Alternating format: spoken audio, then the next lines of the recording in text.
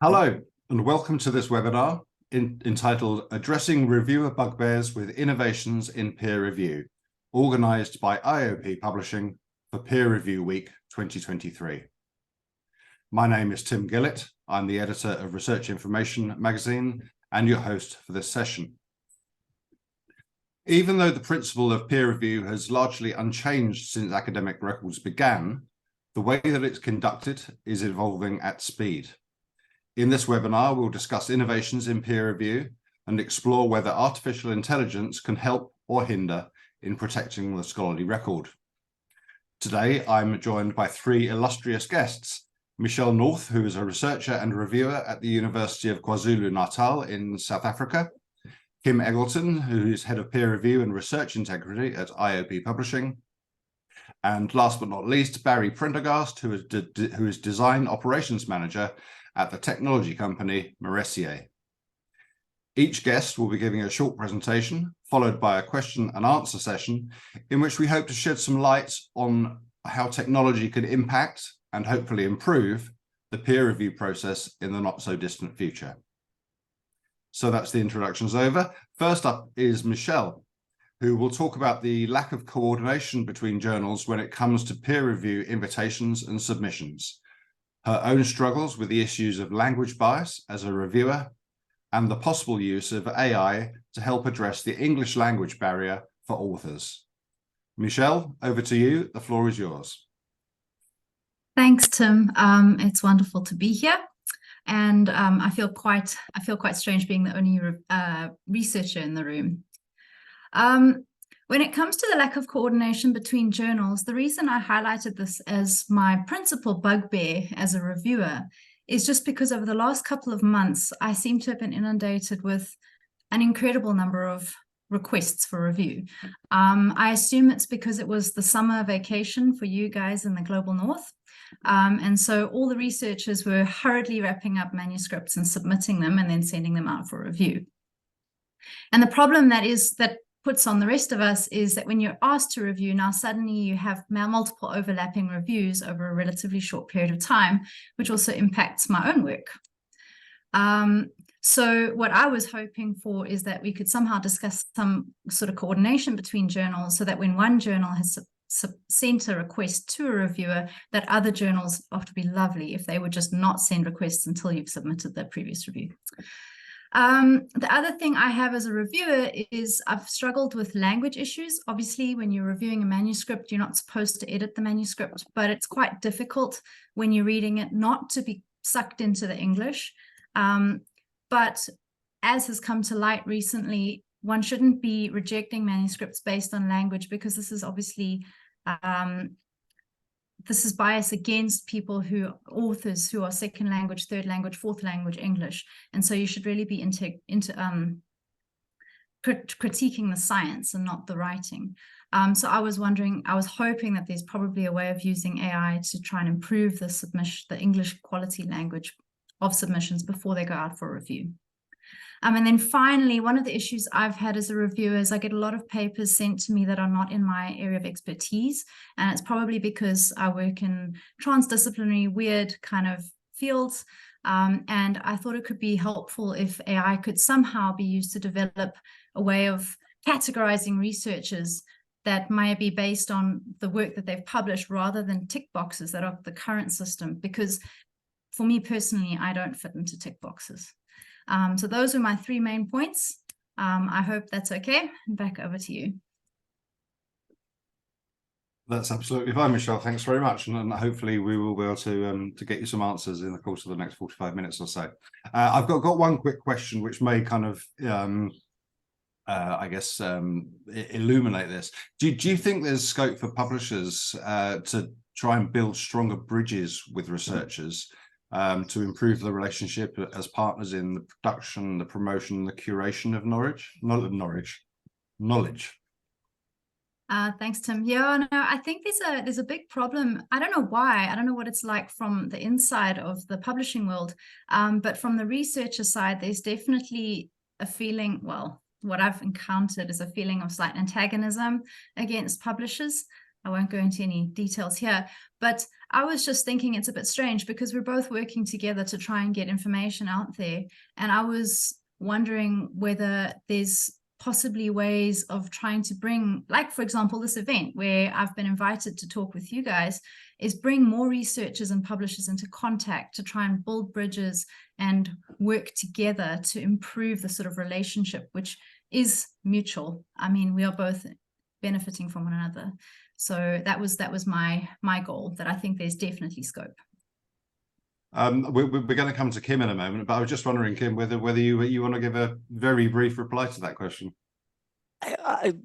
Brief will be difficult, but you're absolutely right, Michelle. We don't coordinate enough as an industry, and that can lead to a number of pressures on researchers.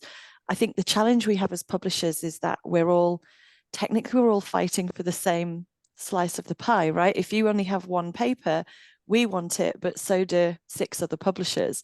So there's kind of a commercial angle to this that most publishers, unless you're a completely free and funded society publisher, which the majority are not, there's an angle of competition here, which makes that kind of collaboration slightly difficult.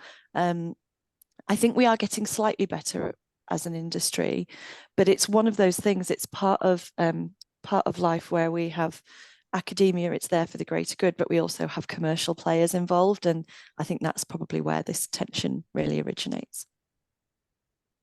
Wonderful, thanks, Kim. Right, so Kim, we're stay online. We're going to come to your presentation next. Kim is going to outline a publisher's view on the necessity of innovating peer review to address current issues such as bias, as well as the rise of artificial intelligence. She's also going to lift the lid on a new and extensive peer review innovation project that IOPP is working on with Morressier. Kim, take it away.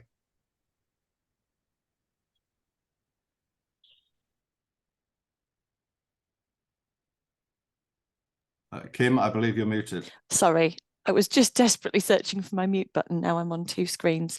Thank you. Hopefully you can see my slides. So thank you for the introduction, Tim. Yeah, so we at IOP are constantly trying to evolve peer review. And there's a number of reasons. Mostly it's down to frustrations that we hear from the reviewer community and the author community, but also frustrations that we have internally. The way we manage peer review at IOPP is that we do a lot of the administrative heavy lifting so that researchers are free, as Michelle said, to just focus on critiquing the science. But that means that we're still doing that work. So there are frustrations from the publisher side as well. Anyone that knows me will know that I love a GIF, so I apologize. You're about to see 4 GIFs in quick succession. If this is triggering, apologies. Peer review needs to evolve. Efficiency is the #1 thing that we get complaints about from authors. It's too slow for authors. It's the #1 thing we get complaints about from reviewers. It's too fast for reviewers. So there is a real balancing act here for publishers to get it right, give authors the service that they want, but without pushing the reviewer community too hard. What we've tried to do internally is look at, we've really taken on board continuous improvement and Lean Six Sigma. So looking at where there's waste in the process, where there's unnecessary waiting. But it is a constant battle. As things have evolved, we need to check for more stuff. So international sanctions is a good example. Some of the research integrity challenges that we're facing means that we've had to introduce more checks into the process. That slowed us down. So there's a constant kind of tension in terms of efficiency and times, and making sure that each of the different stakeholders has the time that they need to complete their tasks, but not so long that the other stakeholders are getting frustrated. So that's my first one. My second one is, just as I mentioned, the research integrity challenge. It really, like every publisher I know of is grappling with these issues right now. We're trying to put as many checks as far forward in the workflow as possible, but it is a bit like cops and robbers. I always say you only realize when you've been burgled because your TV's gone missing. And it can feel like you're constantly on the back foot, only finding vulnerabilities in your process once something's actually gone wrong. And at the moment, we're still very reliant on humans to spot problematic work. And I think this is one space where we really could benefit from some technological solutions. And to be fair, there are some really, really fantastically interesting offerings coming to market. So we're working at the moment with the STM Integrity Hub, Morressier as well. We're working on a submission system with Morressier. Part of that whole plan is to really bring those integrity checks forward and make sure they are fit for purpose. They need to be automated. They need to be able to happen at scale, but you need to be able to keep that human eye to make sure that it's working all as it should be and that we're not discriminating against anybody. So I think integrity is a really big challenge where we would really need technology to help us innovate here. Thirdly, I don't know if anybody could honestly say that peer review sparks joy for them. I might be a bit of an exception. I'm a peer review geek. But, you know, as I'm sure Michelle will attest to, for researchers, they're duplicating effort when they're filling out submission forms, they're reformatting for different journals, they're getting halfway through a submission only for the system, they've stepped away to make a cup of tea and the system's forgotten everything they've just done. It's not always a particularly pleasurable process, and the same applies for us. That's not to slander any of the submission providers out there, but a lot of them are built on quite old technology. And peer review, for me, it feels like we've evolved around them. We mapped our peer review process recently with Morressier, and it was staggeringly complex. I think there's probably a lot of heavy lifting, again, that a modern, up-to-date submission system could do for us. Right now, we've just built workaround on top of workaround on top of workaround because the submission systems are just no longer fit for purpose. And finally, equity. And this is where IOPP have really put a lot of attention in the last few years. Our process and policies shouldn't act as a barrier for anybody. Open access is a great example where we thought we were doing the right thing by opening up research to our readers. But in order for us to all stay in business, we've had to pass the costs to a different part in the process, that's to authors. And now there's a barrier for researchers with limited funding. Forgive me if you've heard me bang on about this before, but single anonymous peer review is still the most common form of STM publishing, is absolutely riddled with bias. So there's lots of different things in our policies and processes that we need to make sure are not acting as any kind of bias. And I think, like Michelle pointed out, there's a risk with some of the large language models in particular, that bias is inherently inbuilt into these systems. And I think that's just a note of caution, really, that we need to be mindful of that and that we're not actually putting us all back a step rather than progressing forwards. So in summary, we need agility dogs, Pikachu, Marie Kondo, and penguins. That's going to fix everything. That's it for me.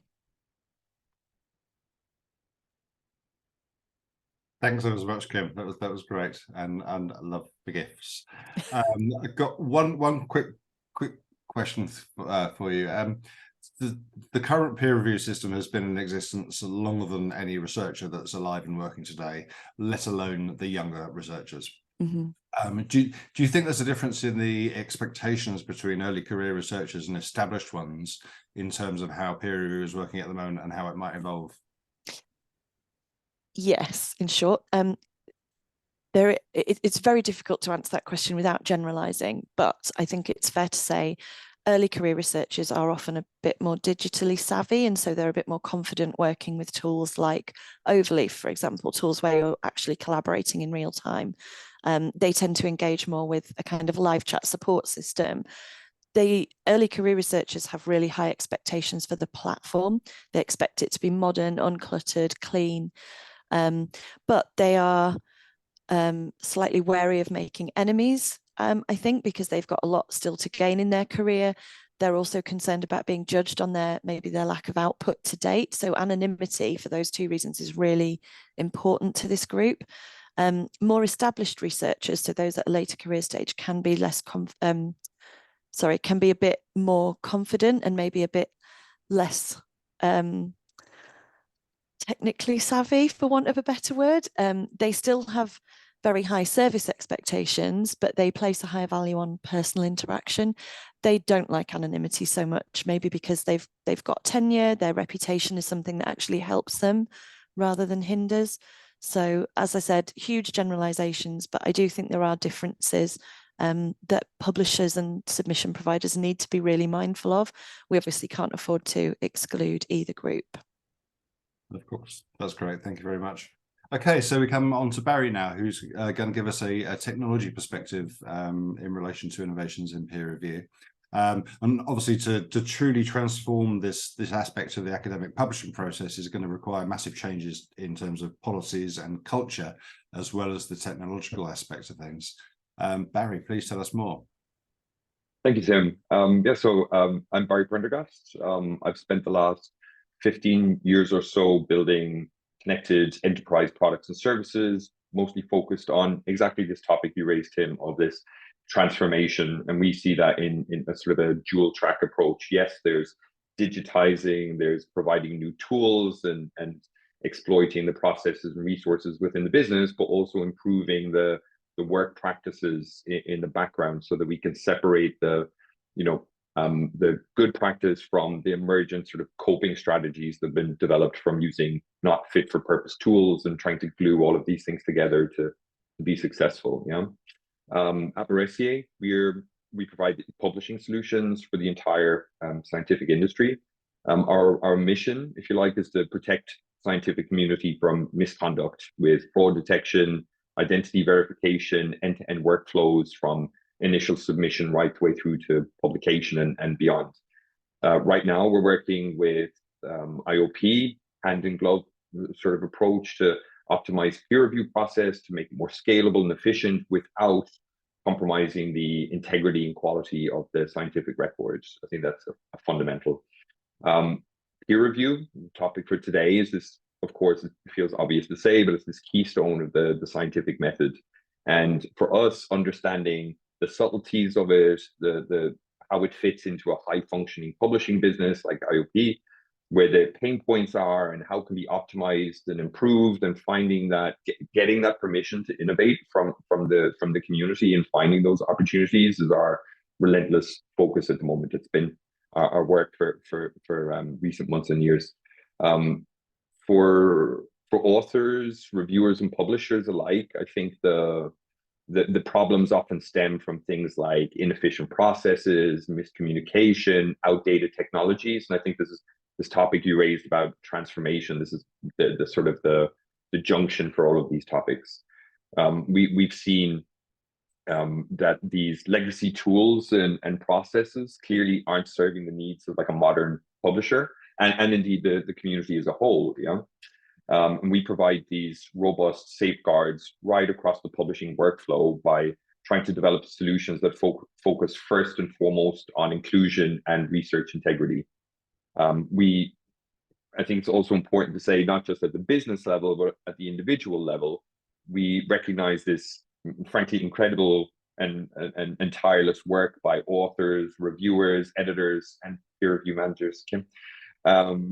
And all of the other players involved in the process. And speaking for myself in my work focus, but also our set of principles at Morressier, we feel that when we improve folks day-to-day, their workday experience, when we provide these workflows that are built on inclusion and best practice and integrity and so on, that we make this vital, we cannot underscore it enough, this incredibly vital work more meaningful and more satisfying for everyone involved, for the authors, for the folks getting work to publication, the reviewers, and of course the audience that benefits from that excellent work that makes it out the door. My topic for today, as I'm the tech guy talking today, and Kim is probably sick of hearing me talk about this, but I'm super interested in, we've talked about legacy tools and technologies and so on. I'm curious about what comes in the future. Objects like PDFs, for example, or just the general use of files, whether it's Word documents or PDFs or LaTeX, ingesting them into the process, assessing them, reviewing them, managing through multiple rounds of revisions, and then creating the published papers at the end, or any sort of scholarly communication. The future could be characterized by dissemination in richer, more accessible formats. We talk a lot about publishing to EPUB, for your Kindles, creating audiobooks from transcripts, even creating AI generated videos and things that we're on the verge of the Apple Vision Pro revolutionizing how we interact with screens and so on. And while all that sounds really cool and exciting, I'm interested in this group's opinion on what are the challenges and opportunities that you see in there, and how might it impact on peer review. Yeah, that's what I have to say. Back to you, Tim. That's great. You've kind of semi-answered the question I was going to ask you anyway. To talk of PDFs. Now, I've been reporting on scholarly communications for about 10 years, and one of the first things I ever heard that was PDF was on the verge of being dead, which it isn't quite yet. But there are going to be things that disappear, and new formats, more diverse, more dynamic formats are going to come to the fore. In terms of peer review, what particular challenges and opportunities does that bring? Speaking from our observation so far and the feedback that we're getting from publishers and authors and reviewers, I see a few problems with the PDF. PDF to me is the villain of the piece, if you like, but I think it's just the metaphor of files in general. In terms of authors being able to collaborate and iterate on their manuscript before they submit, in terms of enabling publishers to make high quality assessments and run quality and research integrity checks, being able to track changes right the way through the process, being able to understand at a portfolio level, what content do we have, what trends are we seeing. All of these things become so much more challenging when you're working with files, particularly things as limited and, let's say, how can I put this nicely, as idiosyncratic as a PDF, and never mind some of the issues that Michelle touched on there when you're talking about language,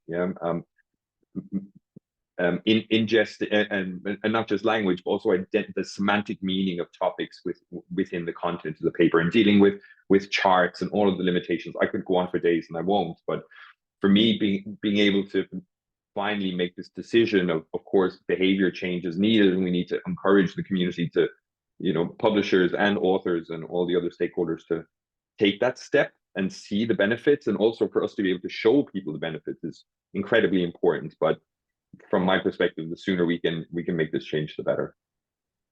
That's great. Thank you very much, Barry. So we're going to move on to this kind of slightly more formal question and answer session now. And in fact, through your excellent presentations, the three of you have probably answered the first question I was going to ask you, which is peer review no longer fit for purpose? Unless anyone violently disagrees with that statement, I think we might skip that one and just move on. Silence is golden. Okay. I would maybe throw in 2 points on that. I think obviously peer review, as I said in my intro, peer review is the keystone, it's the safeguard of the scientific record. I think it's the tools and the processes involved is where we're feeling the pain. Two things that come, in fact, 3 topics come to mind for me. Firstly, sharing and actioning feedback right across through multiple rounds of revisions. We see that reviewers are commonly providing their feedback in a, they'll give the review, there's a new Word document alongside the manuscript. Editors are having to do all these mental maths in managing all this feedback. This is transmitted back to the authors. Authors provide this point-by-point response, and now there's 5 different documents, and folks have to do all of this reconstruction, this mind palace work to just where were we? Where are we now? Is this better? Are we good to move on to the next stage? Obviously, this is inefficient, it's unscalable, and frankly, it's demotivating for everybody involved. It's hard, and we want to keep people's brains, their valuable skill and experience for the really important stuff, and not this back office paperwork management. Things like real-time authoring tools, inline commenting, change highlighting, can just simplify the process. These aren't revolutionary ideas. These are proven technologies out there in the world, and they can reduce effort and decrease the mental load. And like I said, keep people's minds for the important stuff. Also, in terms of reviewer selection, that was a big eye opener for me as we started talking with publishers, that the act of selecting and inviting relevant reviewers is such an arduous, time-intensive task. And then doing all of that is it cat herding to get them to accept the invitation, sign, do the review, and all of this is just, it's difficult managing people's calendars and so on. I feel that a lack of reliable, up-to-date information on reviewers means publishers often end up underutilizing or over-focusing on very specific groups within the entire pool. And we're working on ways to integrate data about expertise, reliability, integrity of the reviewers, their availability. And Michelle, you brought up that point of your, you get sort of these peaks of requests, and all of that time management is challenging. And creating a huge efficiencies there, super important to us. And also I think to today's topic about AI, using intelligent machines to build integrations that can bring trusted integrations, or trusted information rather, into the process, make it easily available and consumable, and also keep it up to date and enrich it as time passes and people's careers develop and so on. Also super, super important. These automated workflows are, they need to arrive as soon as possible, in my opinion. Yeah, I guess my question should have been slightly more specific. I guess it's the processes of peer review rather than the principle itself.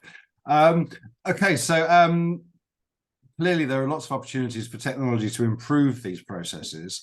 But what I was wondering is there a danger that the machines, if you like, will automate the process too much and exclude the human element? Surely we need to keep the human peer aspect in peer review. Kim, would you like to start on this one? Yeah, I totally agree. We do need to keep the human aspect. I think it's a symbiotic relationship between tech and humans in peer review.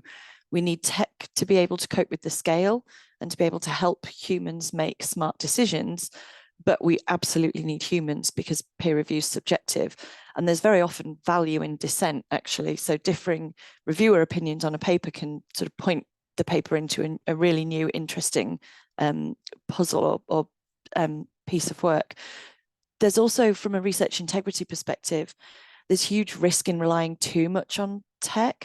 So a similarity report is a really good example of when technology can lead you towards where there might be a problem, but a human needs to decide, is that overlap or that similarity, is that okay? Is that not okay? And that's, there's judgment being applied there.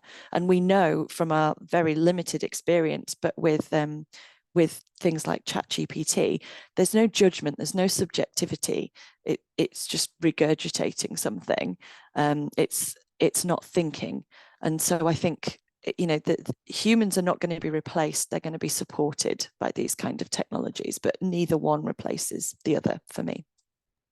Great, thank you. Michelle, as a researcher, do you have a viewpoint on this?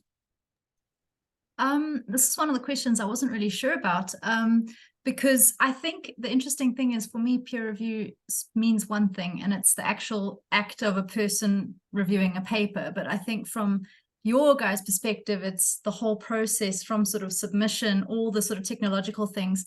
And so obviously that influences how we respond to these questions, because for me, I sort of think, how can technology do the actual peer review other than sort of looking for plagiarism issues? But yeah, no, I definitely agree that we need to keep the peer aspect in it, but how to do it better than it's being done, I think it's tricky, especially with the way disciplines are diverging and working. Like, papers are very seldom in specific disciplines anymore, at least the work I'm doing. And so to find the right combination of reviewers to ensure that this transdisciplinary paper is rigorous enough, I think that is a very difficult job, and that needs humans, just to make sure that all the different pieces actually fit together correctly. Great, thanks. Barry, no doubt you'd like to illuminate on this. Well, I actually don't have too much more to add on that topic. I just want to echo that point, that the primacy of human judgment in guiding peer review and all of the innovation that happens around it is, it can't be overstated. I think that emerging models where we talk about AI as this kind of bucket of many different technologies, including these large language models like ChatGPT, as Kim mentioned, and more everyday things like algorithms and so on, are they're excellent at managing these vast data sets and identifying patterns and inconsistencies, whether it's supporting the researchers in developing and checking the homework before it gets submitted, and also understanding the integrity of work that is submitted to publishers. That's all, I guess, that's kind of obvious now, but they're not yet capable of delivering reliable knowledge content. And I think we should definitely be cautious about accepting them as partners for developing content. I think these shortcomings for me only underscore this indispensability, is that a word, of human expertise in the peer review process. I don't see that changing anytime soon. I really love what, Kim, you were saying there about this trusted assistant, this co-pilot, right, to support the work that authors, reviewers, editors, etc. are doing. Yeah, I think it's just, we need to be cognizant of it. A technology is neither good nor bad in and of itself, right? It's the investment, the care and attention that we give, and the decisions that we as partners in this process make in these nascent stages will determine the results that we end up with in the year or over the years. I think it's just important that we're not becoming over reliant on machines making decisions for us. It can already happen, in product design without the presence of AI, and it can only be, we just need to be cognizant of that as we move forward. Thank you. So we've kind of covered off some of the dangers of AI and machine learning. I mean, that they're without a doubt, they've risen to the top of the agenda in lots of spheres over the last few years. My email inbox tends to get about 10 emails relating to AI about a day, none of which are relevant to me, but there you go. But certainly in the world of scholarly communications, it's got to be considered. Barry, first, briefly, could you just outline what you see as the major opportunities for AI in scholarly publishing? Yeah, I'd like to start with the point that Michelle raised at the start about, there's always the risk of inherent in a review process, there's judgment there, right? And one of the big benefits I see of course, as I just mentioned a while ago, done in the right way, a positive aspect of machine learning and artificial intelligence and all that implies is our ability to remove human bias from the process, to begin to be truly objective, where we look at, it doesn't matter the publishing history or the location, etc. We're judging the work for what it is in and of itself, and finding its place within the scientific record. I think that's one thing that's super important. Another, as we've alluded to already, is Kim mentioned about scale and efficiency, right? As I talked about before, the amount of work involved, and also the fact that researchers, reviewers, editors are quite often time poor, overworked, and they have this great responsibility on their shoulders. And I think deferring the manual work, creating those efficiencies by handing over work that humans shouldn't really be doing. The software is there to lighten the load, and leveraging that, exploiting that as much as possible, to me is the next big boom. And the third, I think, is in terms of identifying future opportunities. Whether it's, I think about, and this is a little outside of the scope of our conversation today, but as authors are beginning to piece their work together, or even think before they've even taken their first step with running their experiments, to say, hey, help me understand, has this work been done before? What are the results that I can learn from, so I can not waste my time and find other opportunities within the space? Right the way through to understanding what are the trends emerging in these, as you mentioned, Michelle, these intersectional areas. There aren't really these clear topical pillars anymore. What's happening in the space right now? For example, at Morressier, we saw it happen during COVID times, that suddenly you had these, global communities, different fields working together to deal with this great emergency. And we were sort of thinking retrospectively, looking back over the years that stuff was taking place, of how amazing would it be to be able to suddenly reach into the record, into this body of knowledge, and extract learning that can be fed back into people's research, you know? Great, thank you. We'll go back to Michelle in a minute, see if she's convinced by that. Kim, I was just wondering if you have any slightly different perspectives as a society publisher. I agree completely with what Barry said. I think there are some real opportunities in terms of accessibility as well that technology gives us. So things like text to speech, being able to put alt text behind every image so that people with any kind of differing needs are supported and can just as easily access research as anybody else. I think there's a lot of opportunity there. I also think, I'm sorry to keep banging on about research integrity, we absolutely can benefit a huge amount from this kind of technology. So one of the things that we've started using in the last year is image duplication software, looking across the spectrum of published research. Where are the duplications in images? So we can now look at a submitted article and say, hang on a minute, a bit of that image has appeared somewhere else, and yet you've labeled it as being a completely different thing. So that there's some real opportunities in the verification of both the research and the people as well. Like identity verification is becoming a really big challenge for us in publishing.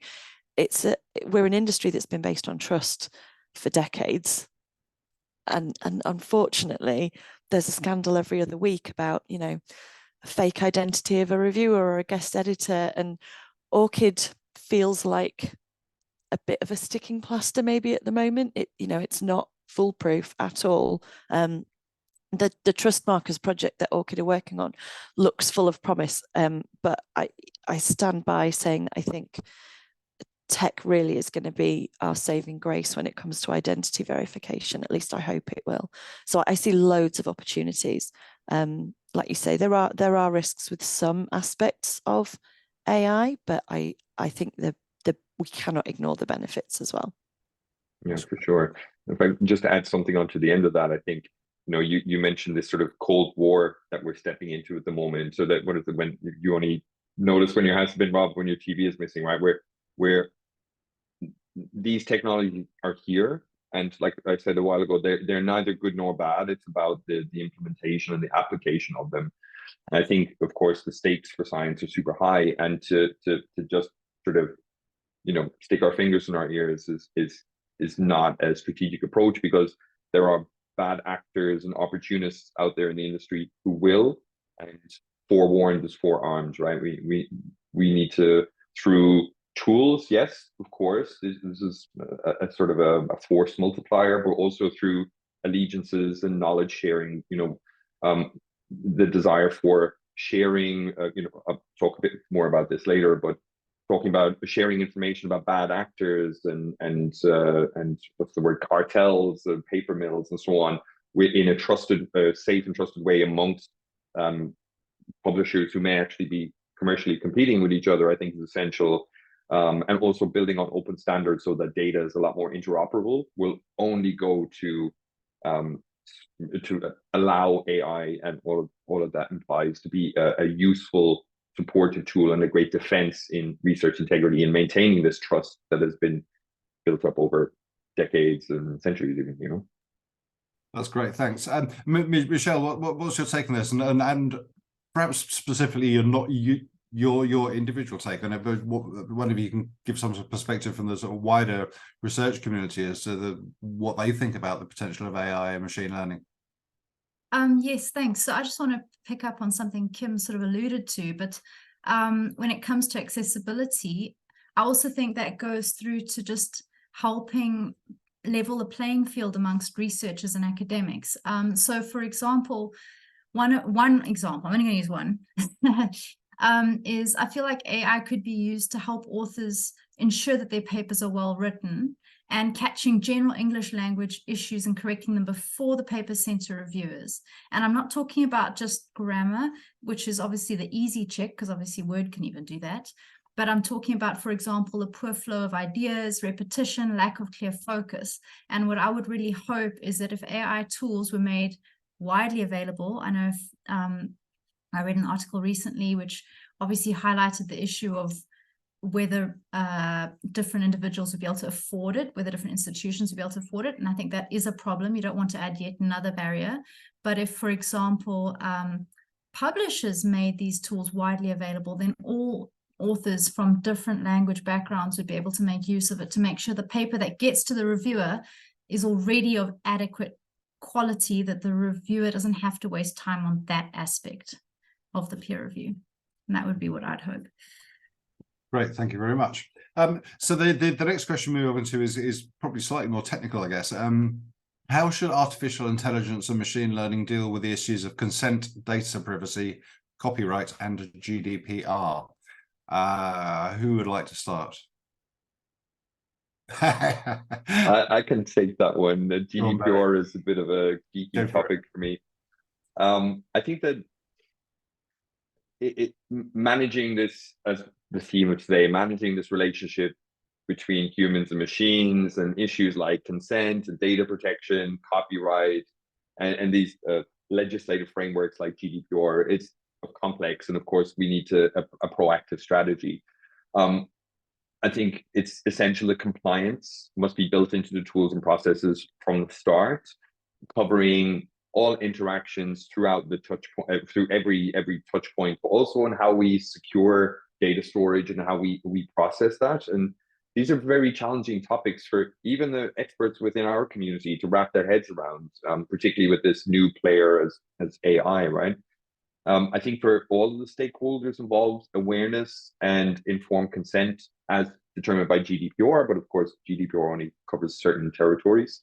But that informed consent is vital. I think it's important so that people understand the implications, but also it's a fundamental respect exchange of information and benefit, you know. So for me, all the stakeholders, all the users must understand the broad implications of sharing the work, which is, you know, easier said than done. What does it mean now when I'm submitting my work, which will later be consumed and analyzed by work? Will that get replicated elsewhere? These are, you know, reasonable questions to ask. And I don't think that the industry, I don't think we have good answers for those just yet. But I believe it's coming, you know.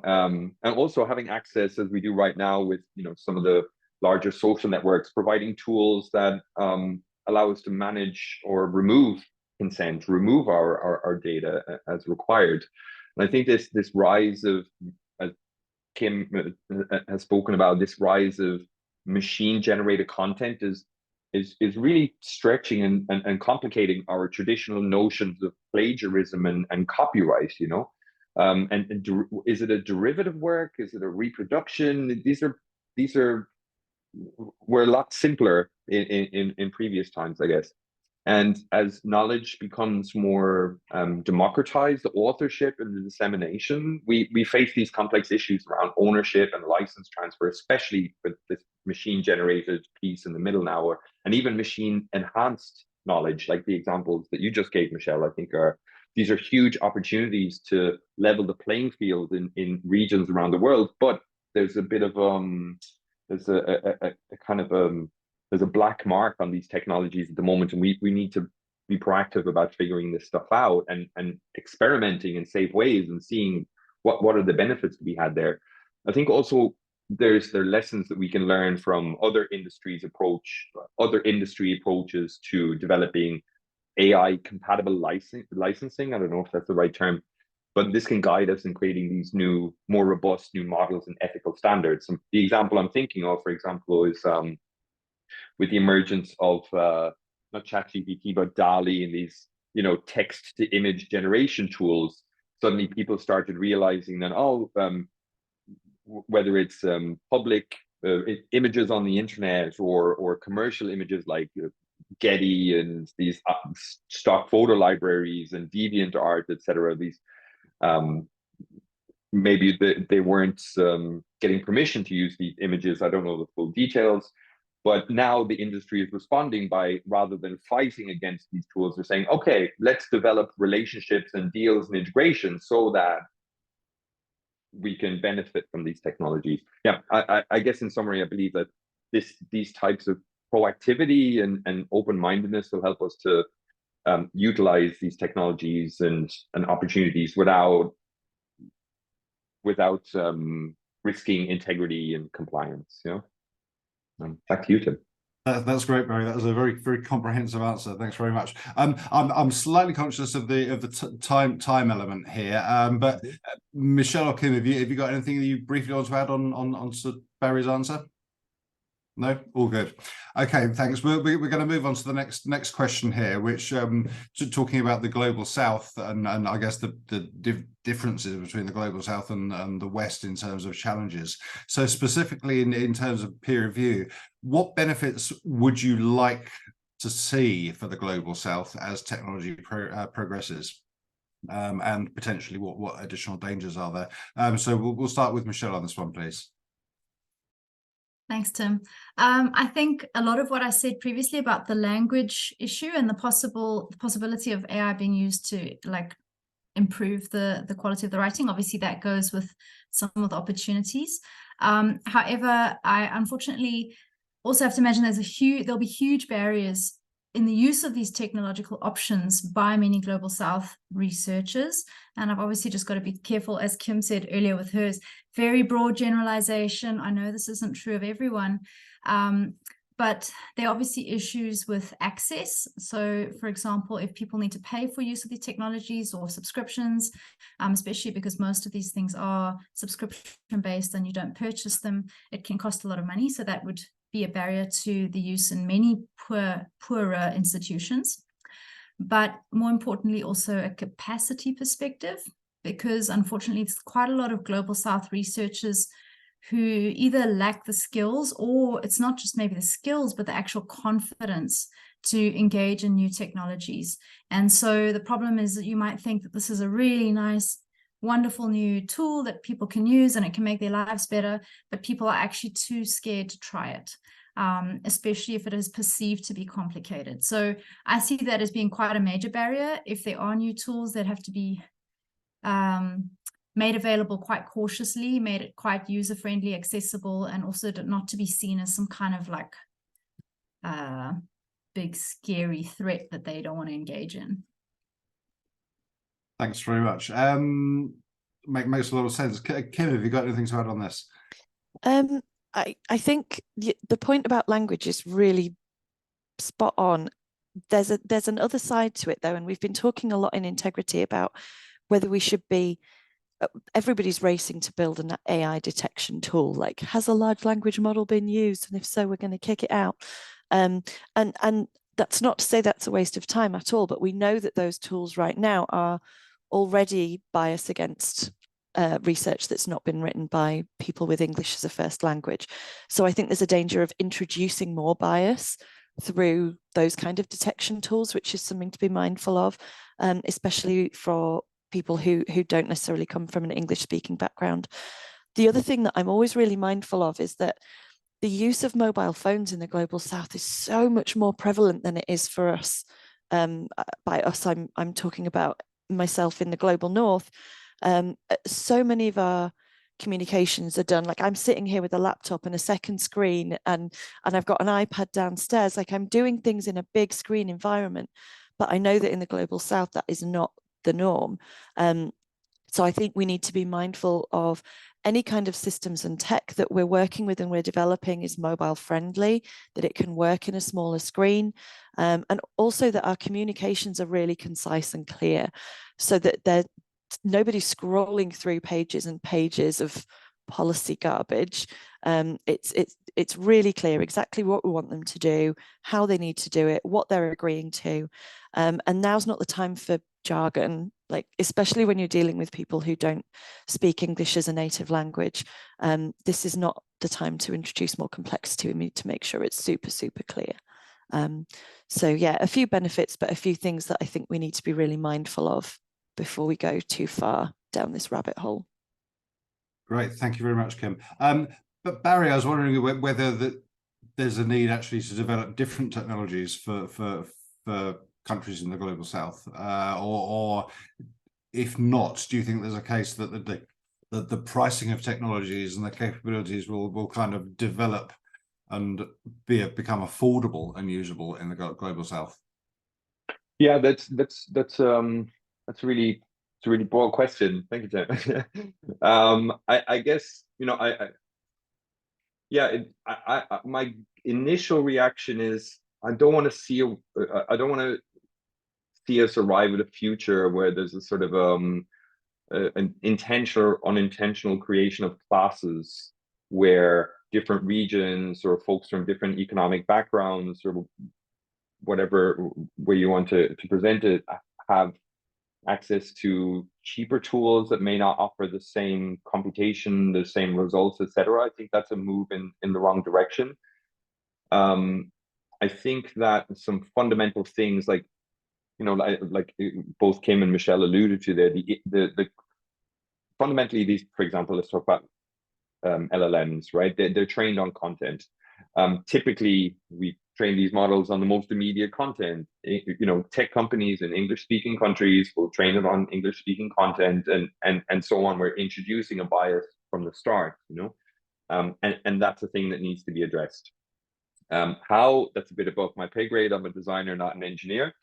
And I also think, you know, really simple measures that don't always need an AI solution, like Kim talked about there, simple approaches like localization of products and services, where it's offering interfaces to users in their native in their mother tongues, supporting left to right, right to left alignment for regions that read in that way. Supporting a broader spectrum of devices, so you don't need the most modern iPhone or iPad or big screen to be able to make a submission, which shouldn't be that complicated. And also these sort of like hidden issues, like, you know, in areas where folks are more reliant or mobile devices are more prevalent, just being conscious of things like the data side of how much data am I downloading just to load this page. You know, these are easily solvable problems that make an incredible impact, and you know,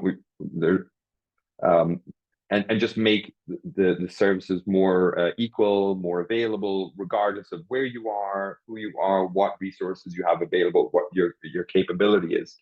I think another huge opportunity, which I wanted to talk about before, but I think in the context of this question is really, really interesting, is there's also the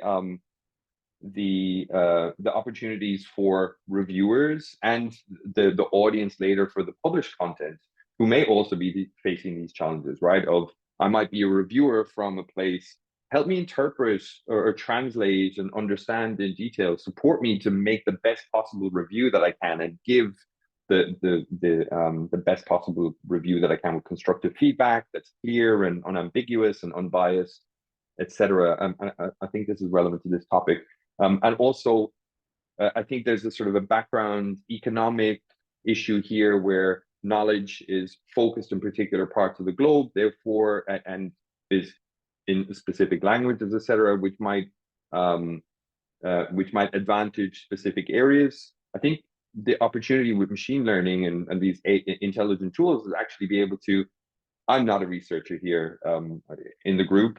I deal with scientific research all day long. I'm very lucky to be able to understand a fraction of a percent of the content that I'm reading. I would love to be able to explain this to me like I'm 5, a single paper or a specific issue of a journal or a proceedings volume for a conference, because I'm interested in these things. I can benefit from these things if I'm not. Sorry, I'm going a little off topic, but I really think these are there's such a rich spectrum of problems and simple and complex solutions in that bucket, you know. That's brilliant, Ray. Thank you very much. I'm intrigued by your phrase, explain this to me like I'm 5. At the start of most interviews that I conduct, I say, talk to me like I'm your grandma. So coming to the last question, and it's going to be a brief one. We're just going to do a little bit of future gazing. Step forward, let's say 10 years. I was going to say 5, but that might be a bit optimistic. So 10 years from now, what's your ideal world of peer review? Michelle, a couple of sentences. Okay. So firstly, my ideal world, and obviously, as I'm saying, I look at peer review as in from the researcher side of things. there would be no bias, whether it's language, culture, institutional, big names. There'd be no bias. It would just be a review on the content of the individual paper. I think it'd be wonderful if there was, sorry, I know this has probably been brought up before, but I would be wonderful if there was a way of rewarding reviewers, maybe not paid, but for example, a system of trade. So for example, if I submit a paper with your journal, I can publish it for free, but I have to review at least 3 papers because every paper needs 3 reviewers. So that would end up being a nice even sum. And it would maybe incentivize some of these bigger names to actually review, the people who are too busy. I know IOP already does this to an extent by giving a 10% discount, which is really cool.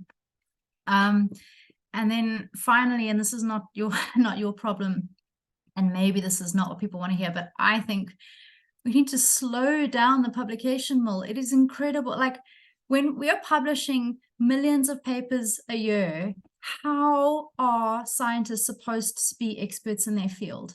I don't know how anyone is supposed to keep up with this rate of information that's being produced. Maybe that's what AI is for, is to distill these things for all of us. So maybe that would be a thing. But I just feel overwhelmed when we look at these graphs of the number of papers in a field being produced every year. Like climate change is ridiculous. And so I feel like we need to slow it down, but maybe that's not possible. So maybe we just need to summarize it somehow to make it more accessible for all of us. Thanks very much, Michelle.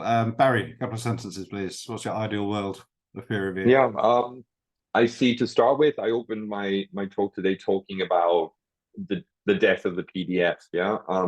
My hope for the future is that we have, in terms of submissions and peer review and publication, that we have a better semantic understanding of the content, which improves the research integrity checks and all of the assessments along the way. That we can transform that content into any format, accessible, consumable, convenient, etc. That doesn't break the covenant of the scientific record. I see the utilization and the engagement with a more diverse pool of authors and reviewers. Global South topic is super important to us. Improving the quality and rigor of reviews, and that becomes also an asset for the publishers. I see standardized recognition for reviewers, including authors and reviewers contributing with consistent, trusted, verified identities that are machine-proof, if you like. And I also see publication timelines. Like I recognize what you're saying, Michelle, about the volume. I think that's only going to increase as we create more publishing opportunities. More research will become published, and it will be of higher, better quality. And being able to, even for the non-experts like myself, that research is consumable. And somewhere, I guess, underpinning all of this, I think robust countermeasures against the threats like paper mills and bad actor authors will be better enabled through industry collaborations, sharing data through open standards, better leveraging AI. And that's what I hope that we'll be working on for years to come. Great, thank you, Barry. And last word goes to Kim. This is such a tricky question. There's so much that I hope for, but gazing into the future is a bit like a crystal ball, I guess. I don't know. My hunch is that it might not be that different from where we are now. 10 years feels like a long time, but as I get older, apparently 10 years goes by faster. I think there'll still probably be a lot of variety in the methods of peer review. I hope we see a bit more blended peer review and a bit more collaborative peer review as well. So we at IOP, we've been experimenting with offering double anonymous before acceptance, but then transparent peer review post acceptance. And I think that's a really nice mix. I think post-publication peer review is really important and beneficial, but it can't exist without the pre-publication peer review. So I think I would love to see a bit more of a blended approach and a multifaceted approach to peer review. I also really desperately hope we see a lot less of the process being compromised. It's keeping me in a job, so I'm potentially making myself redundant by wishing for this, but it feels incredibly vulnerable at the moment, scholarly publishing, and it appears to be so easily manipulated. And I really think we need to get our house in order. And I really hope that by the time, you know, I'm in my 50s and I'm looking back in 10 years, I can say, thank goodness those days were over. And that, you know, it may be that the answer to that lies a little bit in collaboration, a little bit potentially in regulation. It's not something that one publisher or one provider is going to fix. We absolutely need to work together globally to tackle these kind of challenges. And I feel like those discussions are happening, those projects are happening. So I really hope I can look back in 10 years and say, wow, haven't we moved on? Yeah, you're here. Right, that's a fine way to finish things off. Thank you, Kim. So thanks very much to all of you for your wise and considered answers. That brings us to the end of the Q&A session. Clearly, all the presenters are in agreement that the peer review process is in need of change, and that technology, including AI and ML, has the capability to modernize and improve the processes. While machines excel at data analysis and can help with many aspects of peer review and make it more efficient, the human element mustn't be forgotten. Only real live researchers can kind of provide the nuance and detail that's needed here. Technology really should be regarded as a time saver, allowing reviewers to give more time to the things they do best. On a global scale, huge opportunities and challenges for those in the West and the global South. While it can help in terms of leveling the playing field for authors with English as a second, third, fourth, fifth language, it could still open up opportunities in terms of eliminating bias, encouraging more diverse opinions, and there are still questions around whether the technological barriers and costs could further hold back scientists in the global South. In summary, I guess that there's a lot of optimism around the potential for technology, but clearly also concerns about the many challenges along the way. Okay, time has sadly run out, so that brings us to the end of the webinar. The only thing that remains for me to do is to thank our speakers, Michelle, Kim and Barry. Thank you all very much. And of course, the wider teams at IOPP and Morressier for all their hard work putting this event on. And thanks, of course, best wishes to you all for watching. Thank you ever so much, and goodbye.